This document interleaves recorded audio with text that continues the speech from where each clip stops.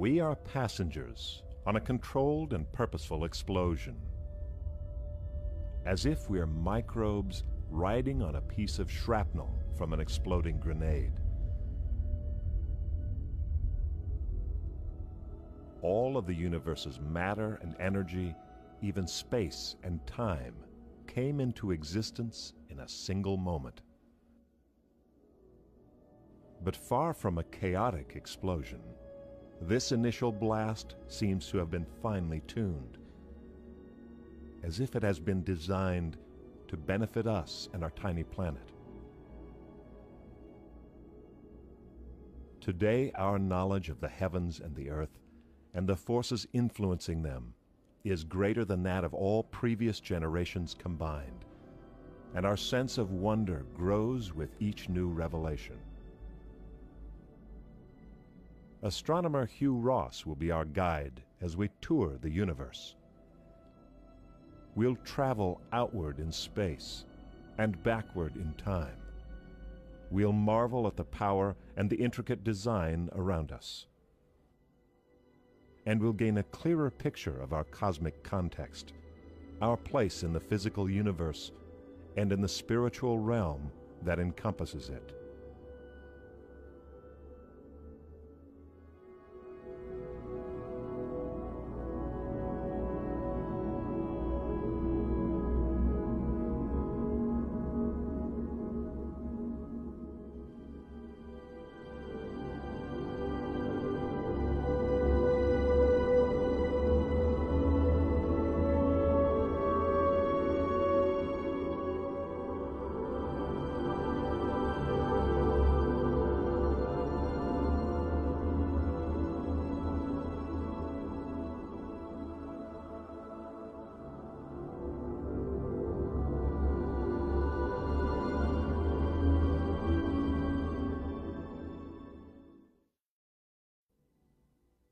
Ever since I was a young child, I wanted to know more about the stars and galaxies, to see them up close and unlock their mysteries. Strangely enough, starlight and galaxy light are our greatest tools for unlocking the mysteries of creation. This is the Keck Observatory, the world's largest optical telescopes. Together, these two telescopes have 8 times the collecting area of the Mount Palomar telescope and more than 30 times that of the Hubble Space Telescope. The Keck telescope is 36 independently driven mirrors. Computers control the movement of these mirrors so that they work in sync as one gigantic 400-inch telescope. It's also very precisely figured down to a molecule's thickness. With sensitive light and radio wave gathering instruments like this, we can look out billions of light years into space to the very limits of the cosmos itself.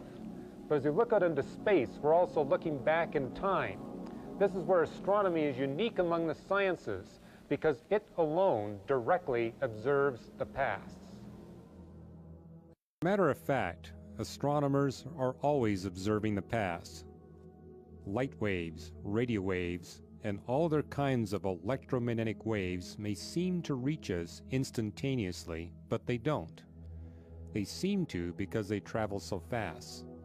Light speeds through space at 186,000 miles per second, fast enough to circle the globe 7.5 times in a second. When we look at the sun, 93 million miles away, we're seeing what it looked like when the light left it about 8 minutes ago. Likewise, when we look at the moon, we're seeing it as it appeared about 2 seconds ago. When we look out to the stars, we're seeing them as they were thousands, millions, even billions of years ago. The farther away an object is, the longer ago its light began its trip through space. The distance light covers in a year, about 6 trillion miles, we call a light year. Light years offer a more convenient method for indicating vast distances. The most distant galaxies ever detected by astronomers are about 13 billion light years away. That means the light from those galaxies took 13 billion years to arrive on Earth. As we gaze at this galaxy, we're looking back in time at how it appeared 13 billion years ago. The distance back to the dawn of the cosmos is finite but enormous. So let's scale it down to a manageable or imaginable distance we can more easily understand. Let's compare it to the distance between the Space Needle here in Seattle and the Empire State Building in New York City, about 2,500 miles. The Space Needle can represent our current position in time, and the Empire State Building the beginning of time. As we travel out into space and back in time, we'll check our progress on this landmark-to-landmark cross-country map. Our time machine will be a telescope. We will peer back in time, all the way back to the moments just after the creation event, almost 14 billion years ago. And as we travel back in time, we'll do some sightseeing along the way and explore this question. Is the Earth a common rocky planet, possibly one among many, maybe even thousands of life support sites? Or is it one of a kind, uniquely fit for humans?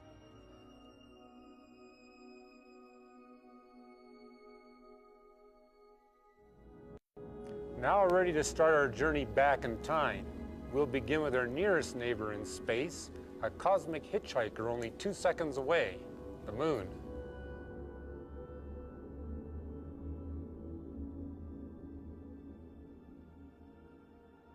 Our Moon has long mystified astronomers. It is so large relative to Earth that the Earth and Moon together are often classified as a double planet system. But studies of gravity show that no such double planet can form out of a single gas and dust cloud so close to a star as we are to the Sun.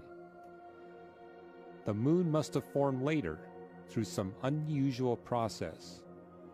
Moon exploration enabled us to confirm that lunar rocks differ chemically from Earth rocks. Through study of lunar rocks' radioactive decay, researchers discovered that the Moon is in fact nearly 100 million years younger than the Earth. In the 1990s, a theory explaining the Moon's existence gained wide acceptance in the scientific community. According to this theory, an object the size of Mars crashed into the newly forming Earth about 4.5 billion years ago.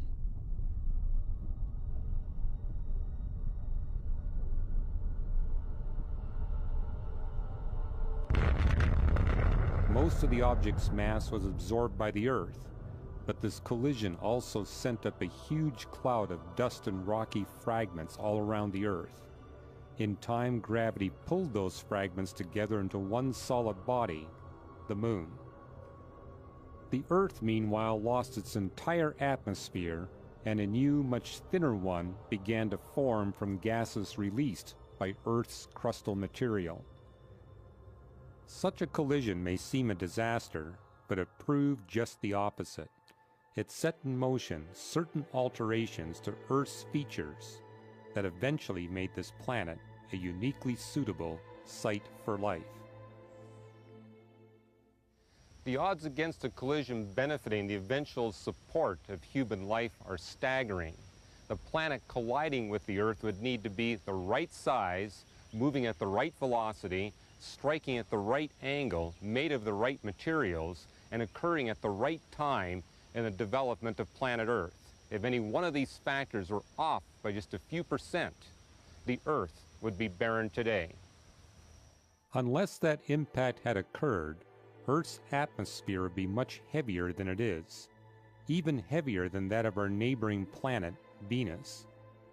Venus's thick carbon dioxide-filled atmosphere would mean instant death for all possible life.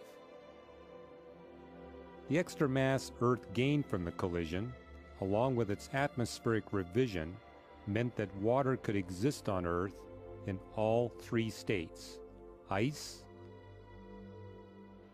liquid, and vapor, and in huge supply, a supply absolutely essential for an efficient, consistent water cycle, and that water cycle is essential for life, both for its existence and survivability.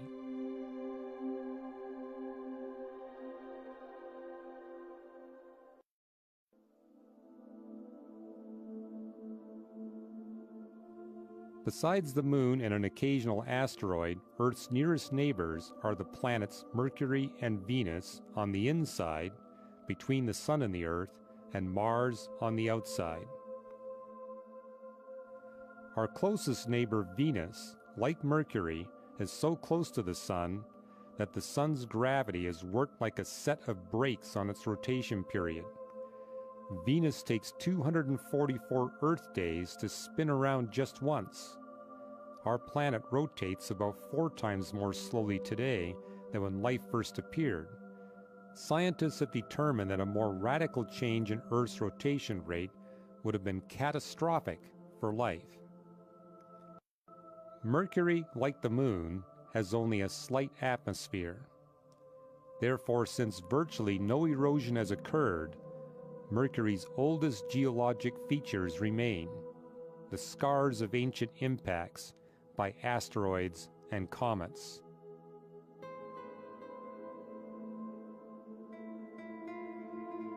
Mercury's meteor-scarred landscape documents for us the early history of the inner planets, a time of intense asteroidal and cometary bombardment. This heavy assault not only took place on Mercury, but also on Venus, Mars, and the Moon. Likewise, the primordial Earth was not spared from this intense bombardment, even more so because of Earth's greater mass.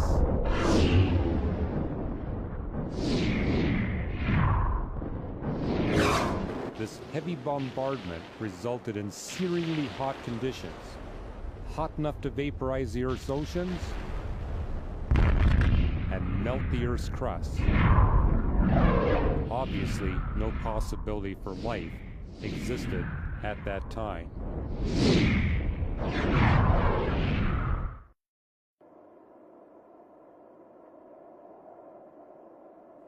For decades, scientists theorized that life on Earth arose from a vast collection of non-living molecules called the prebiotic soup, a process that required billions of years. But now research has shown that life arose quickly, in less than a few million years after the late heavy bombardment. In addition, there is no evidence for a prebiotic soup. If there was a prebiotic soup, we would expect to find the remains of it in ancient carbonaceous material, such as kerogen and graphite. As it turns out, all carbonaceous material on and in the Earth comes from postbiotic material, the decay of established life. Given so little time and the absence of a prebiotic soup, some scientists now look to the heavens for answers to the origin of life problem. They look up, not for a supernatural cause, but to search for other sources which could have deposited the seeds of life on the early Earth. Could life have arisen on one of our planetary neighbors and then have been transported to Earth?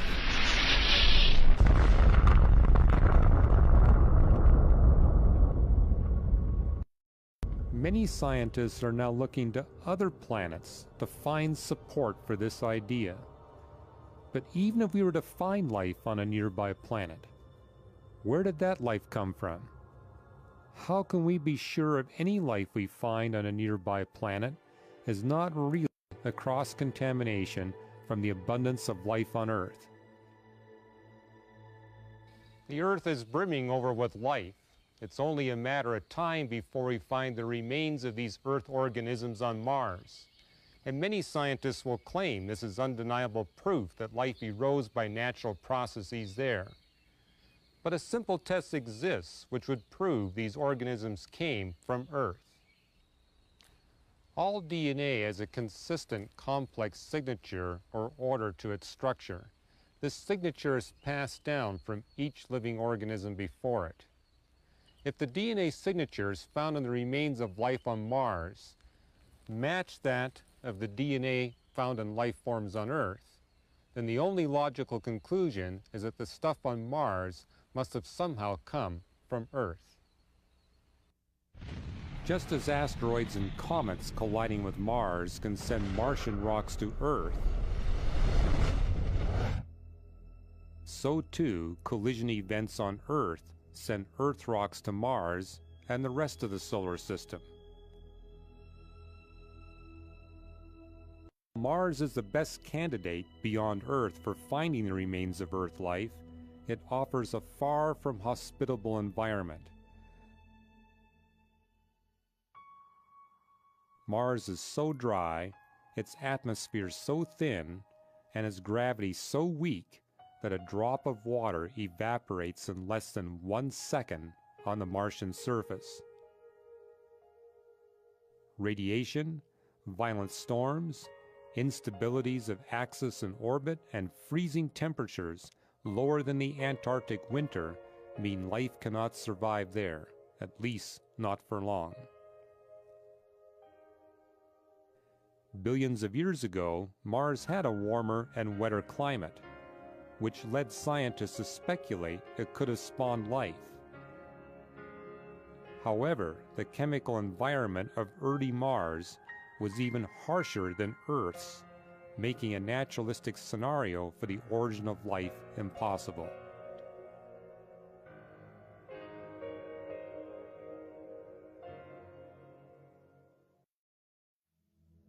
The next stop on our flight is the giant planet Jupiter, 10 times farther away from us than Mars.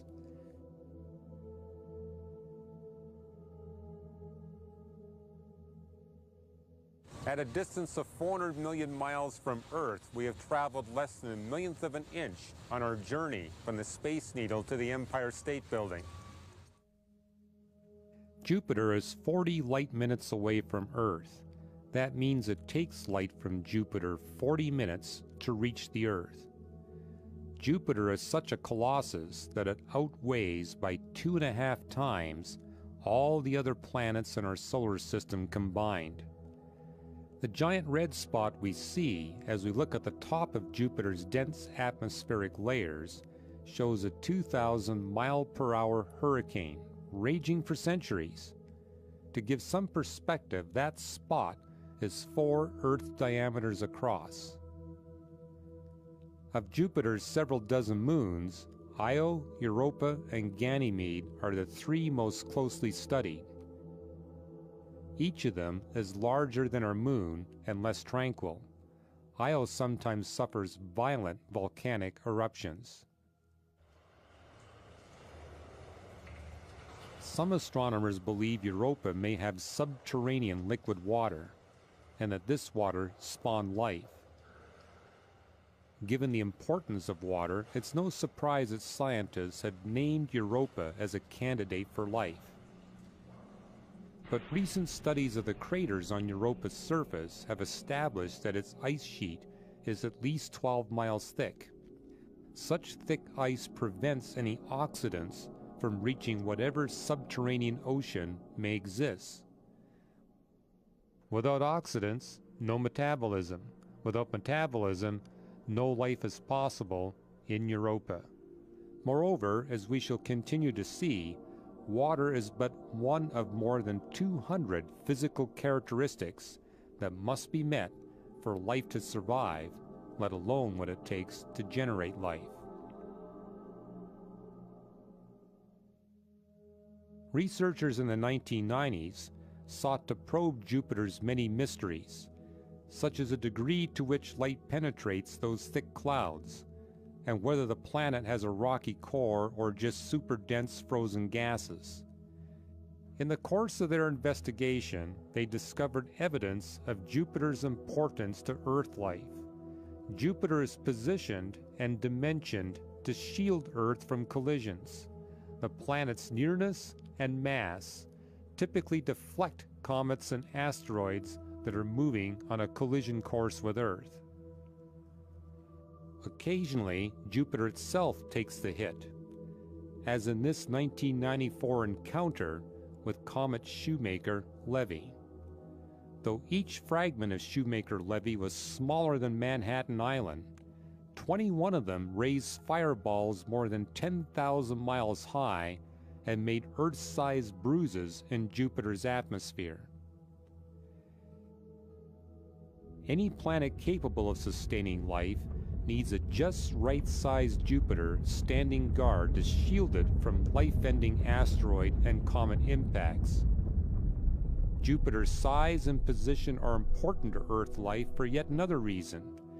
If Jupiter were any larger than it is, or any closer to Earth, its gravity would wreak deadly havoc on Earth's orbit.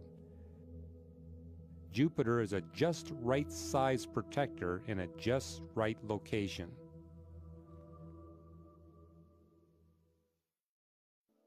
Traveling another 40 light minutes out from Earth, we arrive at another giant planet, Saturn. Saturn has about a third of Jupiter's mass, and it still outweighs all the planets other than Jupiter by several times. 1,000 Earths would fit inside Saturn's volume. Titan is Saturn's largest moon, and has gained notoriety as another possible candidate for prebiotic chemistry. Titan is the only solar system body besides Earth with a significant atmosphere, one which contains high levels of nitrogen gas. Unfortunately, Titan has no ammonia and only trace amounts of water and other oxygen compounds.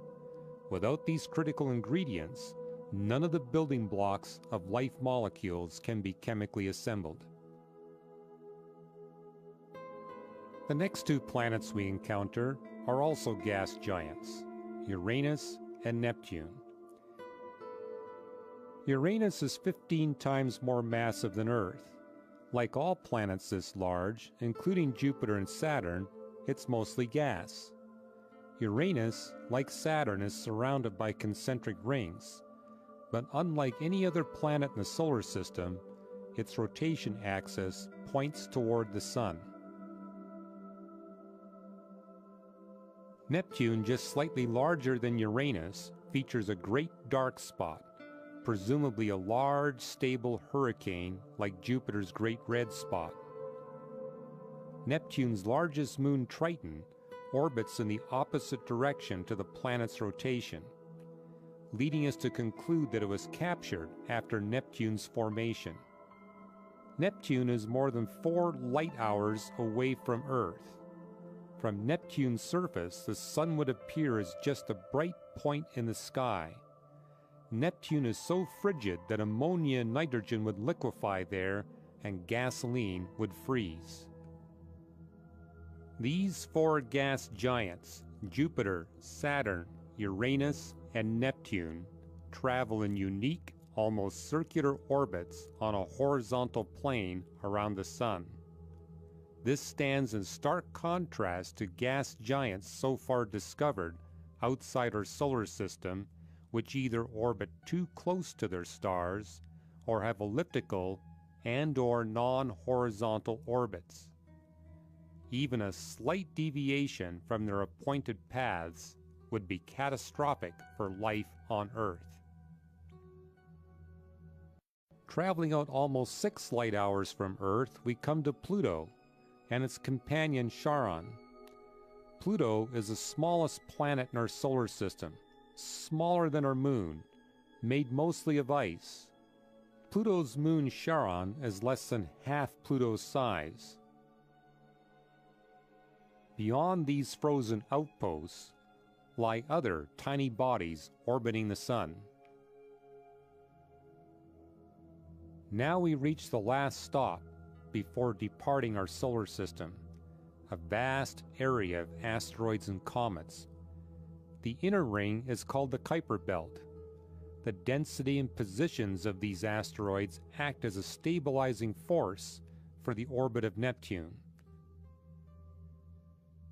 Without a finely tuned gravitational tug from these space rocks, Neptune's orbit would be erratic, potentially catastrophic for our tiny planet. At the outer edge of our solar system, orbiting the Sun up to 2 light-years away, lies a vast area of over 100 billion comets known as the Oort cloud. Occasionally, some of these comets are disturbed just enough by the gas giant planets to be pulled out of their orbit and hurtled toward the inner solar system, including the Earth, replenishing our water supply and delivering other vital nutrients.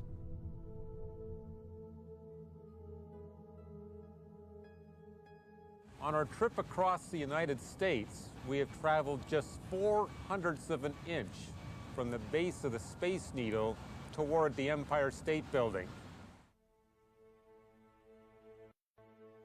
As we leave our solar system, we travel more than 4 light-years to Alpha Centauri, the nearest star to our solar system. Only about half of the stars in the entire universe are classified as single or bachelor stars like our Sun. Alpha Centauri is not a bachelor star. It is one of the common multiple star systems. The gravitational tug-of-war in Alpha Centauri makes stable orbits for planets capable of supporting life impossible, so the majority of stars are ruled out as possible life support sites. As we continue on our way, we discover that stars come in different sizes, colors, and ages. The bigger the star, the hotter, faster, and more erratically it burns up its fuel. Stars more massive than the Sun burn their fuel too quickly and erratically to support life in their vicinity. Stars less massive than the Sun are cooler, so planets orbiting close enough to be warm enough for life would have their rotation greatly slowed by the star's gravitational tug. Slow rotation means long days and nights and life-destructive temperature extremes from day to night. Traveling 250 light-years out past Alpha Centauri, we encounter over 100,000 stars. Of these stars, only 100 of them so far have been found to have planets orbiting them. Scientists now estimate that only 2% of the stars in our galaxy possess planets. Most of the planets discovered so far are gas giants, several times more massive than Jupiter.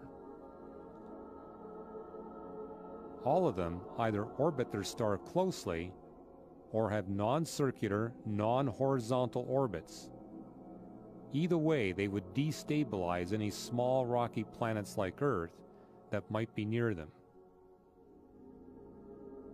One candidate for a planetary system which bears some resemblance to our own surrounds a star named 55 Cancri in the constellation Cancer. At a distance of 41 light-years from Earth, this star is about 5 billion years old, just about the same size and age as our own Sun. This planetary system contains 3 gas giants, similar to those found in our solar system. But the similarities end here. While one of the gas giants orbits 55 Cancri at roughly the same distance as Jupiter orbits the Sun, it is 4.5 times more massive than Jupiter. This extra mass would disturb the orbit of any Earth-sized planets that might exist there. As for the other 2 gas giants, both orbit 55 Cancri so closely as to guarantee a deadly tug-of-war with any possible life support planet.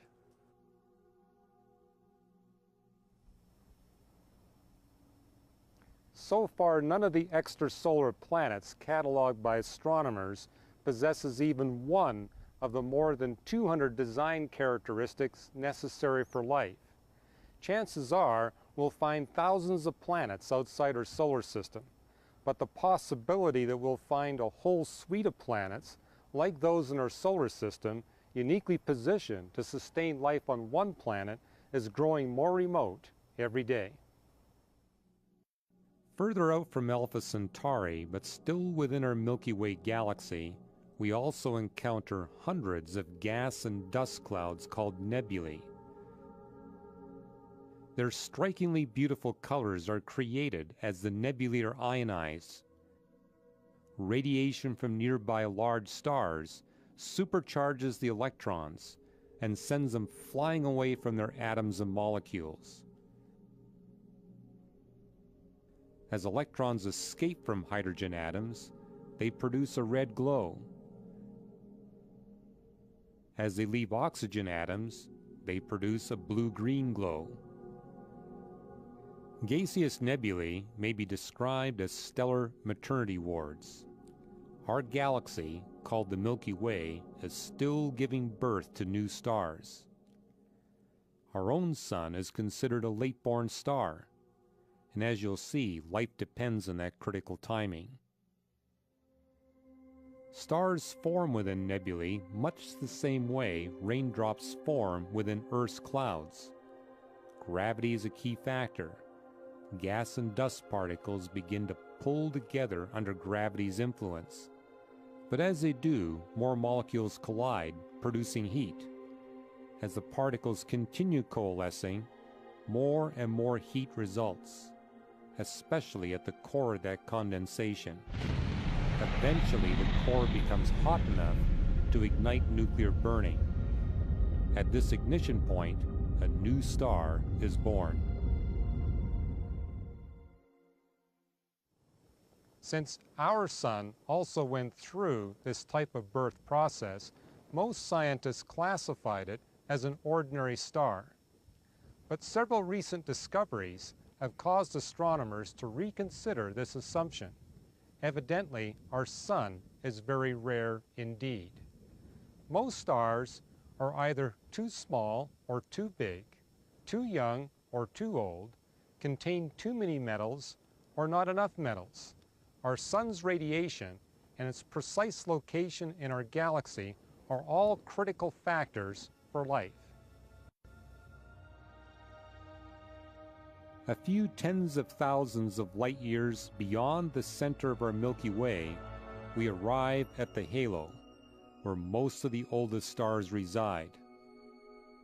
This earlier generation of stars is important in the construction of life-essential elements. These ancient stars, in one sense, are the forebears to our planet and to our own existence.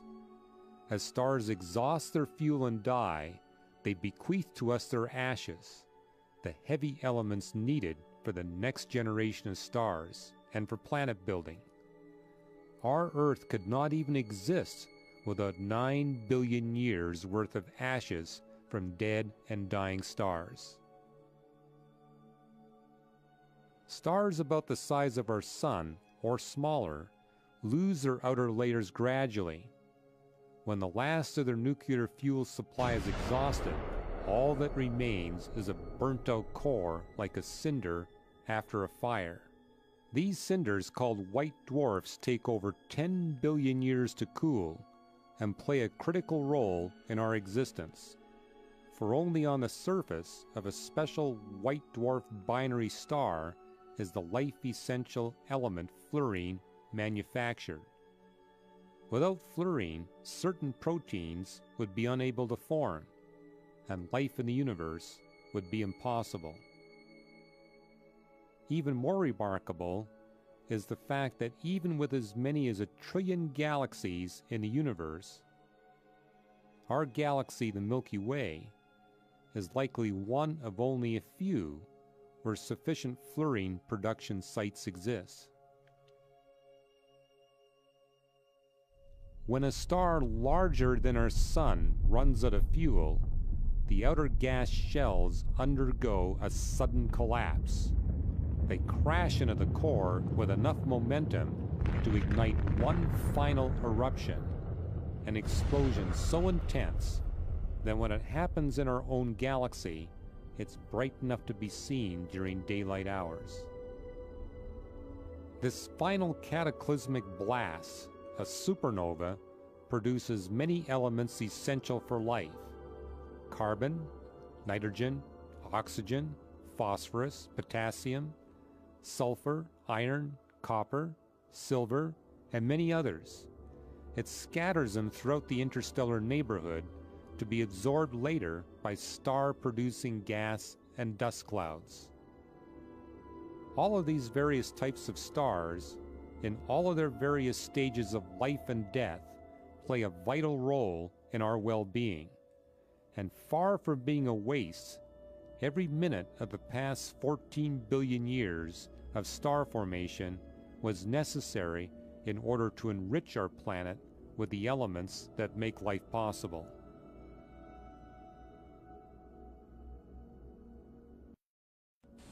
Earth has been hung in precisely the right location to receive all the elements that are essential for life, even though the stars in our galaxy are as numerous as the grains of sand on this beach, namely about 100 billion.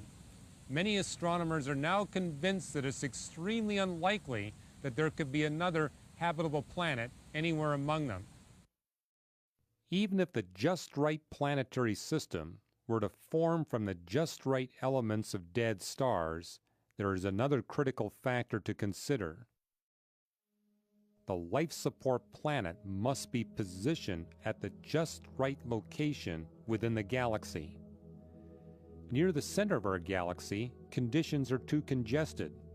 With billions of stars in a relatively small volume, gravitational tug-of-wars make the survival of life-supportable planets impossible, and the radiation there is intense, far too intense for life. Toward the outer edges of our galaxy, the stellar population becomes too sparse for planet building.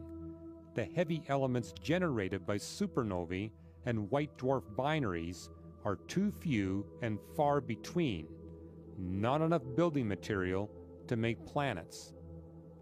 At almost any distance from our galactic center, conditions within the spiral arms prevent planet formation.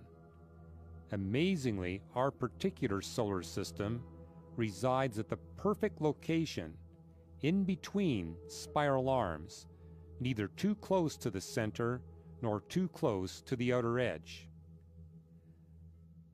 Our just right location not only permits our existence, but it also allows us to see and explore our region of space. No wall of high-rises, no big dust clouds block our view.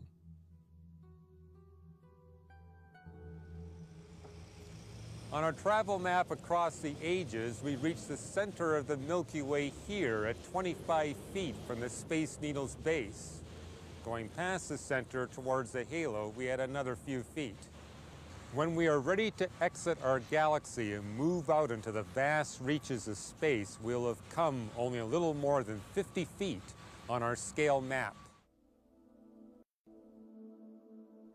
Our first stop beyond the Milky Way is the Andromeda Galaxy, slightly more than 2 million light-years from Earth.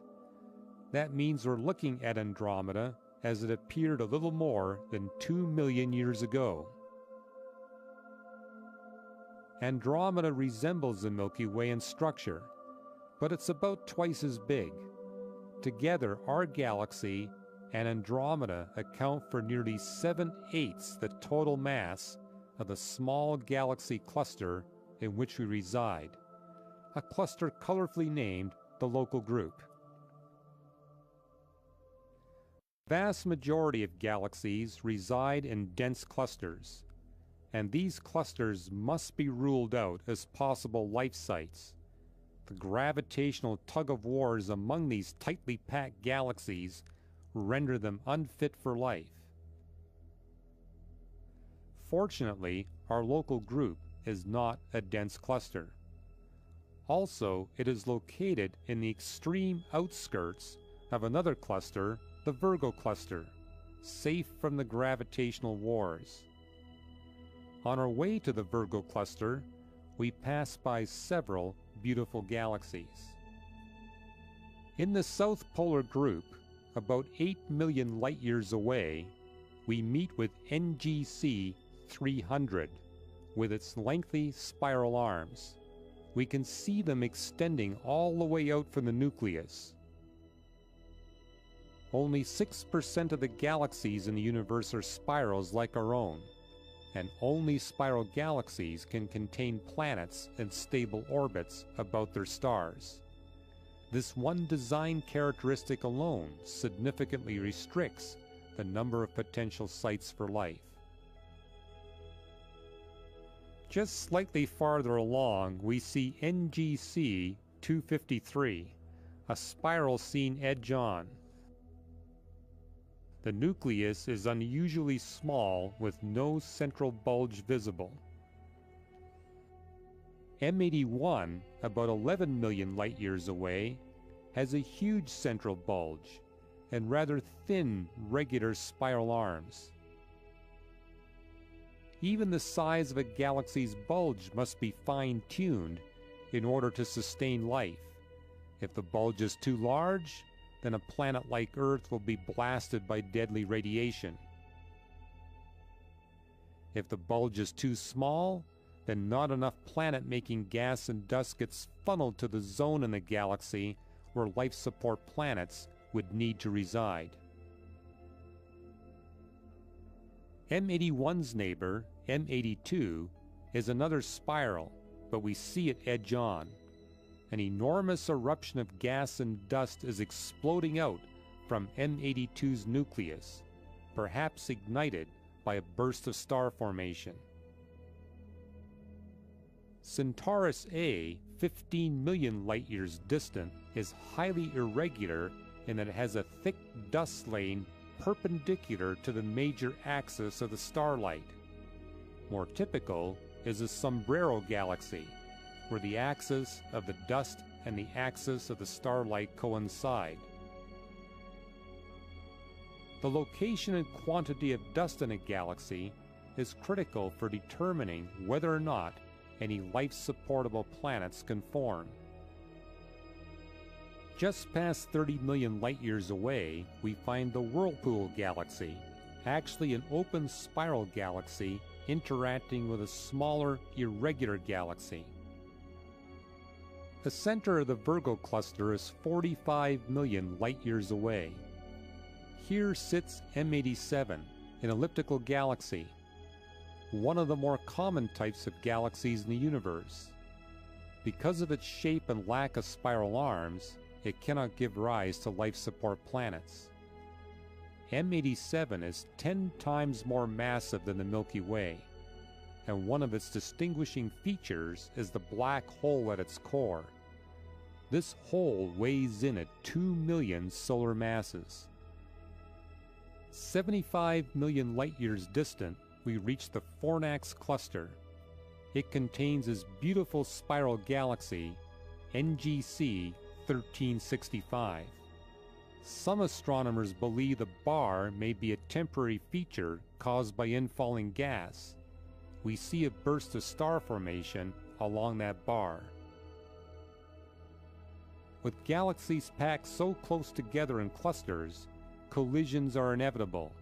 Here, two spiral galaxies are in the throes of a head-on crash.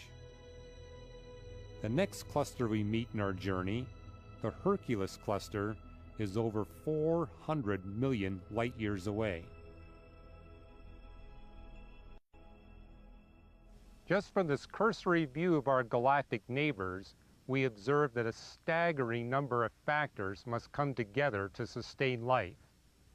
We need a just right planet with a just right sun, placed in the just right location of a just right spiral galaxy with a just right mass and the just right size bulge. That even one planet in a galaxy could contain all of these features seems nothing less than miraculous. By now, we have traveled 67 miles from the Space Needle on our way back to the Empire State Building.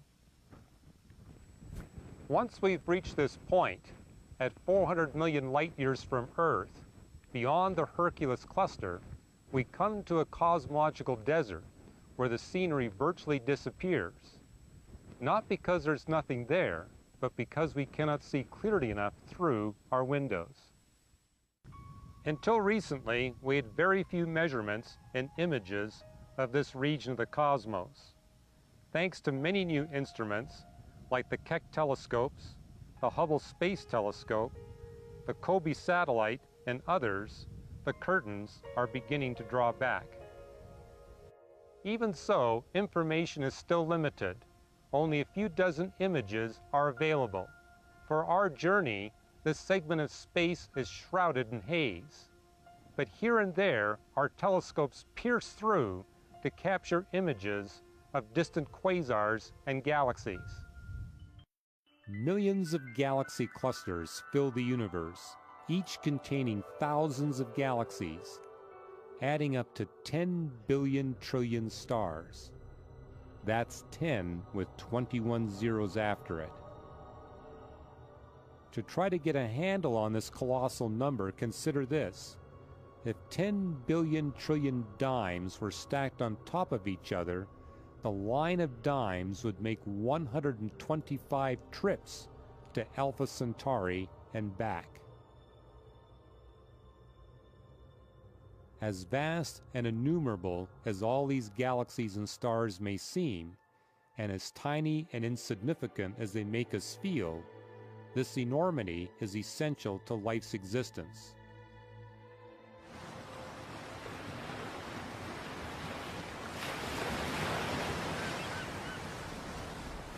In order for the universe to sustain even one life support planet, each one of these 10 billion trillion stars is a necessity. If the number of stars in the observable universe were any greater or any fewer, life would be impossible. If there were fewer stars in the observable cosmos, nuclear fusion would be so inefficient that the only elements to form would be hydrogen and helium. With more stars in the universe, all the elements would be heavier than iron. No carbon, no nitrogen, no oxygen. Only in a cosmos with a finely tuned mass of ours can the life-essential elements be produced. So as it turns out, the vast reaches of the cosmos are not a big waste of space, energy, matter, and time.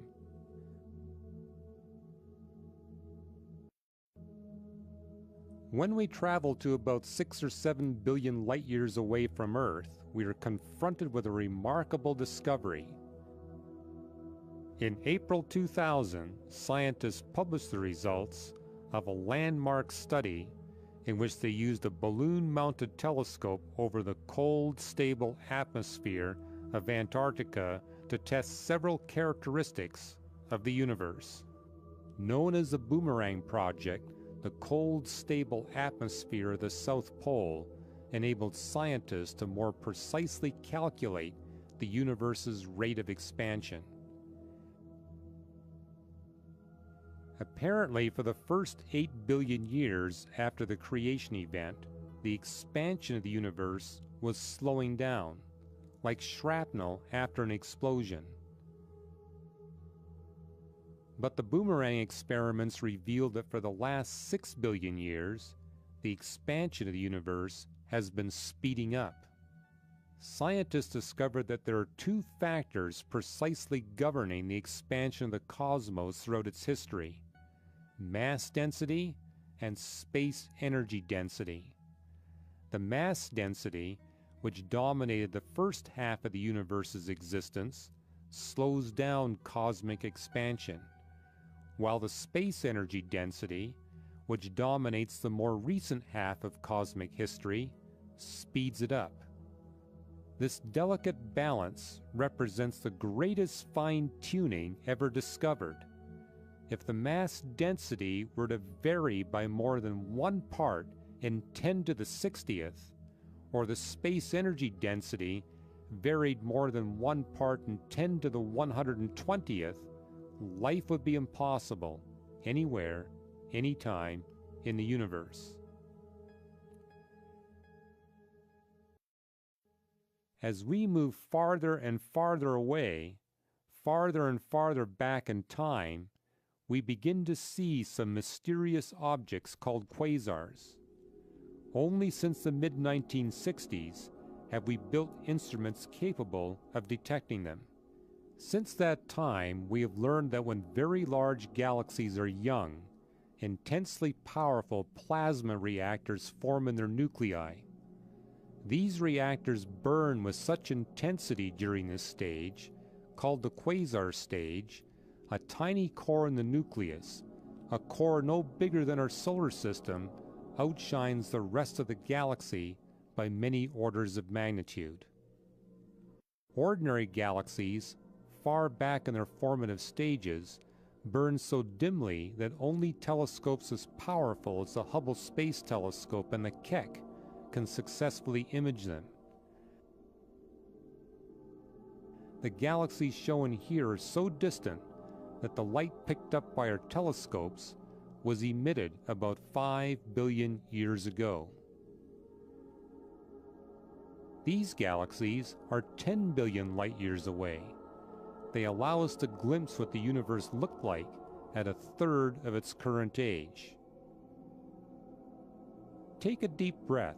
Imagine how you might have felt at age 15 seeing a baby photo of yourself for the first time. This image from the Hubble Space Telescope carries us farther back in time than any optical telescope has ever gone. We're looking at the cosmos just 500 million years after the creation event. No galaxies yet, only the building blocks of galaxies, pockets of condensed gas in the process of forming huge clusters of stars. If we want to get close back to the moment of creation, we need to turn up the power in our time machine. We'll need a new mode of transportation to carry us the rest of the way back to the Empire State Building. Our new vehicles will be radio and far infrared telescopes. With these instruments, we can look back to the time before galaxies. If our eyes could see radio waves or infrared waves, we would be able to see distant galaxies more easily. But our eyes can only see electromagnetic emissions in the visible light wave spectrum. Waves in the radio part of the spectrum allow us to peer back in time even farther. This map of the cosmic background radiation, literally the radiation left over from the creation of the universe, carries our eyes as far back in time as any telescope can possibly take them. Here we are just 380,000 years away from the actual moment of creation. On our trip from the Space Needle to the Empire State Building, we have now arrived within 250 feet of our destination. We cannot look back any farther because 380,000 years after the creation event, light first separated from darkness. The view before that time would only offer a featureless glow. We can't see beyond this glow because previous to 380,000 years after the creation event, the universe was too hot for atoms to exist. Electrons could not orbit around nuclei. Because the universe was nothing but charged particles, an amorphous glow is all that appears. For an earlier look, we need to use entirely different vehicles, entirely different instruments, particle accelerators, supercomputers, and gravity wave detectors, not telescopes. With these machines, we can duplicate many of the physical conditions of the cosmos at its earliest moments. The study of the cosmos can be compared with the backward running of a fireworks video. As we measure and observe the cosmos closer and closer to the first moment of its existence, we are running the tape backward toward the moment of creation. As we draw closer still to the creation event, we observe the universe becoming hotter and hotter. Eventually, in this backward replay, the universe will be so hot that protons and neutrons can't stick together. All atomic nuclei fall apart.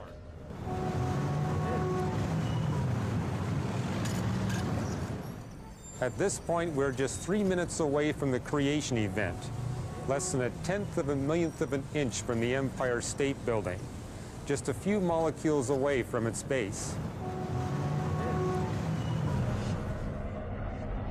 Let's push on. As we probe even earlier, we encounter a blinding flash, just 1 millisecond from the creation event. This flash is generated by the sudden annihilation of all antimatter in the universe. A delicate balance of 1,000,000,001 particles to every billion antiparticles guarantees the existence of matter in the later universe, and it also guarantees the possibility of life. Pushing back to just a few dozen microseconds from the creation event, protons, neutrons, antiprotons, antineutrons decompose into even more fundamental particles called quarks. At 1/10,000,000,000th of a second from the creation event, the universe is too hot and too dense even for quarks to exist. At 100 billionth of a trillionth of a second from creation, the universe is too compressed for light to be possible. The universe is now completely dark and smaller than a single atom. All we see at this proximity to the creation event are the shrinking dimensions of length, width, height, and time. That is, until we reach a speck of time, just 1/10,000,000th of a trillionth of a trillionth of a trillionth of a second from creation. Before this moment, all 10 dimensions of the universe began to expand. After this instant, only 4 dimensions continue to expand. So what has happened to the other 6 spatial dimensions? They remain tightly curled up, smaller than 1/1000,000th of a trillionth of a trillionth of an inch around our dimensions of length, width, height, and time. These other 6 dimensions still exist, but with no possibility of uncurling. Let's dare to roll back the film the rest of the way. The universe continues to shrink, the 10 dimensions growing smaller and smaller. At the creation threshold itself, often referred to as the Big Bang, all 10 dimensions become infinitely or near infinitely small and suddenly disappear. And it is from this infinitely small beginning that the entire universe sprang forth, and every aspect, from the formation of planets, galaxies, stars, to the relationship between the mass energy and the space energy density, and even the laws of physics themselves, must have been carefully fine-tuned from the creation event in order to make life possible for this brief moment in cosmic history on our tiny blue dot.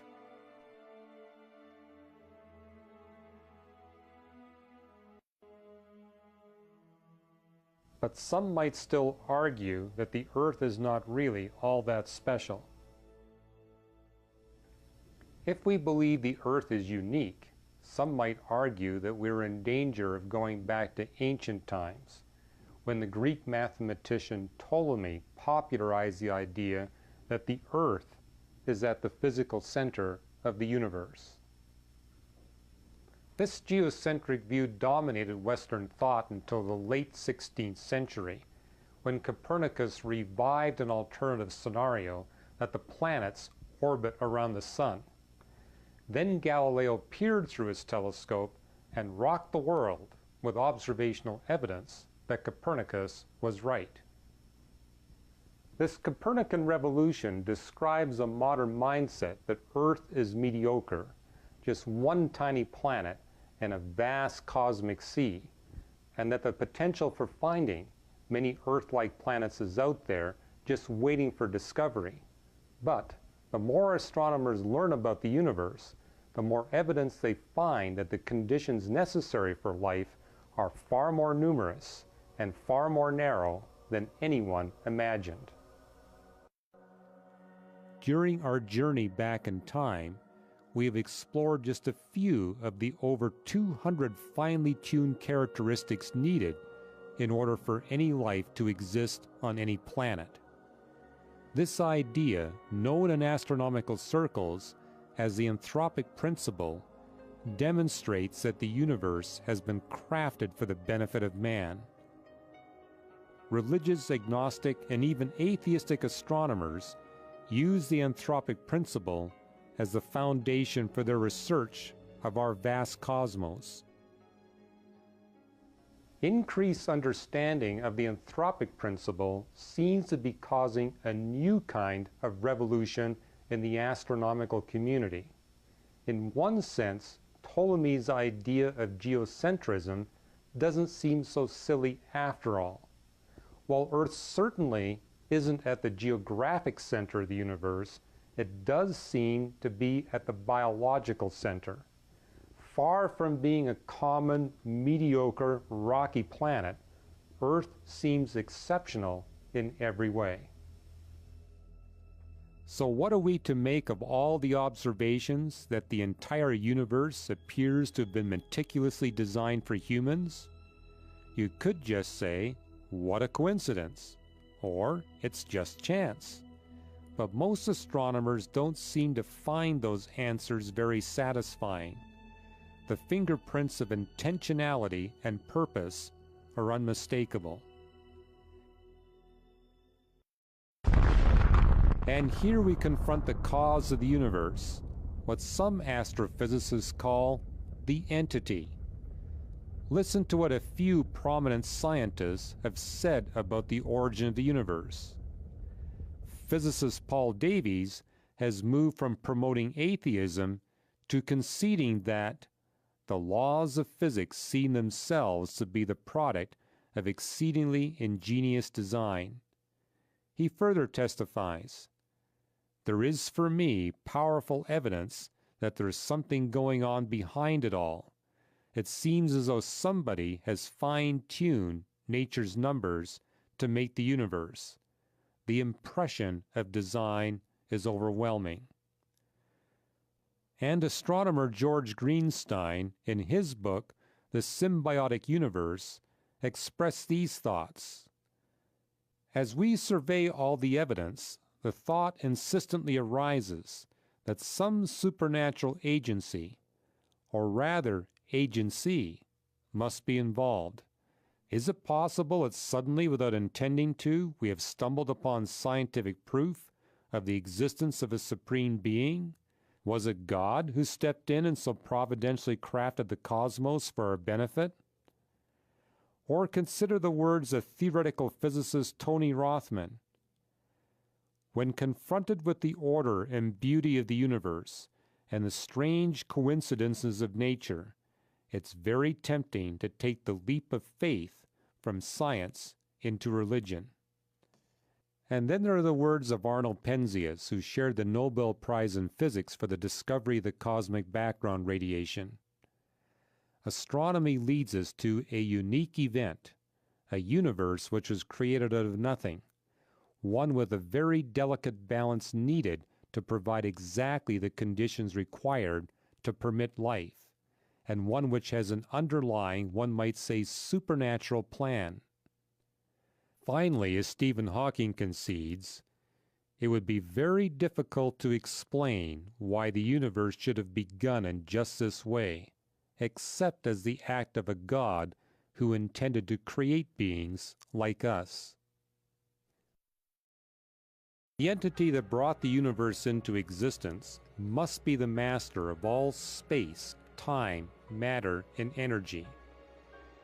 This entity must be powerful enough to create space-time dimensions at will, and to exquisitely fine-tune an untold number of cosmic characteristics. More than 200 have been uncovered so far. the probability of all these known parameters randomly coming together would be 1 chance in 10 to the 215th power. A probability so incredibly tiny that statistically speaking, it's impossible. And this probability is becoming even more remote with every new scientific discovery. Such a high degree of design demonstrates that this entity must be a personal being with an amazing creativity, wisdom, power, care, and love to a degree far beyond human capabilities. He has fine-tuned the Milky Way galaxy, the solar system, and planet Earth so its spiritual life can be fused with physical life in this one small place for one brief span on our timeline. More than an accident, more than a random sequence of events, we are passengers on a controlled and purposeful explosion. Our journey toward creation has provided us with an opportunity to gain a glimpse of the Creator's power and provision. But can we know who the Creator is?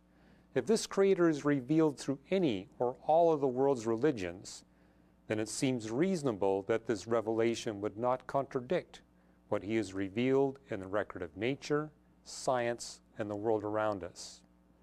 Whether you are a religious person or not, I invite you to put your worldview to the test. Discover for yourself if it describes this glorious creation in a way that is consistent with what we've observed on our journey toward creation.